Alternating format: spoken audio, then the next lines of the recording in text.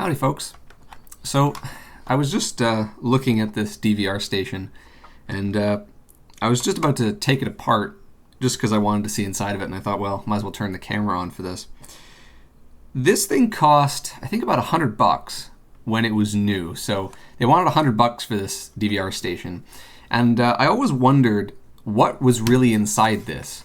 Because, I mean, for $100, you'd think that this does a lot of the processing to do with all the inputs. But it's very possible that all the stuff was really inside the Archos itself, and this thing really didn't do much.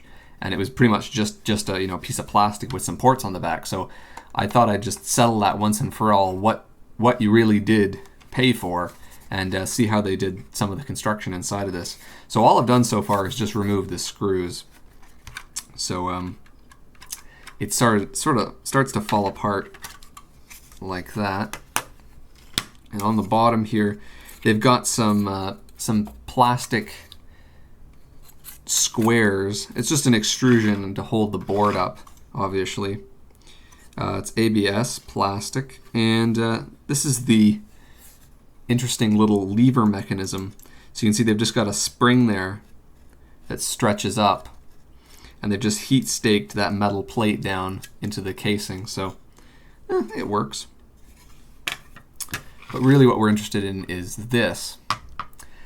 Now, the first thing that you'll notice, and the first thing that catches my eye, is this really strange board cutout here. I mean, they've got these three links here, which look like they're jumping the ground plane over to this section of the board here. And that board appears to be on the video connector. So this is the standard USB connector, and then this one over here is the one that's just for the dock. And if I push on that, yeah, I can actually get that whole board to move when I push on that connector. So they may be doing this purely for strain relief, so that when you jam something in the wrong way, maybe it doesn't just destroy the board. And they must be routing signals through this piece here and then just join the ground. Maybe almost looks like it was an afterthought, like, oh, we don't have we've got a grounding issue going all the way over here, so we'll just jumper that and fix the ground plane. I just think that's interesting. But the first thing you'll notice is that there's not much on this side of the board. So unless there's stuff on the other side, this really didn't have that much in it. And this is sort of what I was expecting.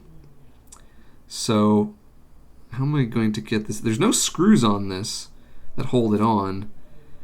We've got the IR stuff down in the corner. We've got these two these look like IR LEDs. This one definitely here is just the green LED on the front for power. This looks like an IR receiver, and these look like the IR blasters, because this thing did have the ability to blast out IR codes. So when you wanted to program something, like for it to DVR, you could tell it what channel you wanted, and then it could actually turn on your cable box, set it to that channel, and then start recording. But it really never made any sense, because I mean, these things were usually put on a shelf together, right? They were put on top of each other, so I don't know how this was ever supposed to get there. You'd have to move this right in front of the cable box or put a mirror or something. It doesn't make much sense, and it didn't get used for that. But this appears to be heat staked in, so I wonder if there even is anything on the other side, because it doesn't look like it. Maybe I can just get a flashlight underneath there and see if there's anything.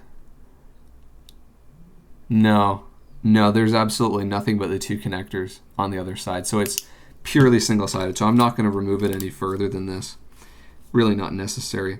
So obviously we've just got the USB. We've got some power stuff here on this side with a regulator. And there's a couple chips. Looks to be the most busy over here. So let's start over here. We have a 14.31818 megahertz crystal. That's really hard to read. I'm guessing that that's probably done for something to do with the NTSC and PAL sync rates, because of course these are all analog connectors. And this chip here is a Texas Instruments 5150 AM1. And my guess is that that is probably an A to D of some kind, specifically for video, because I would highly doubt that they're transferring analog data through this connector. It's almost certainly digitized here. And that's probably all this thing really does, is just digitize the input, sends probably some sort of like a parallel bit stream into the device, and then it handles all the encoding on its onboard processor. So my guess is that that's probably some sort of a universal video decoder for PAL and NTSC, because I think this thing supported both. And these things are probably just muxes, let's see, HC4053, HC4053. Yeah, they're just muxing things. So it's basically all of this is just selecting which input went to this, which I'm guessing just by its location that it's probably the A to D. Interesting that they're routing all the analog this way to this, but I mean, since it's the only thing with a clock, it just tells me that's probably the only digital thing on this. So yeah, anyway, that was just a quick look at it. I thought I'd show you that while I had it out. So yeah, you really didn't get that much for your $100, but I mean, in terms of hardware, but I mean, the capabilities were definitely worth the $100. So I guess it was okay in that respect. So anyway, hopefully that was interesting. Thanks for watching.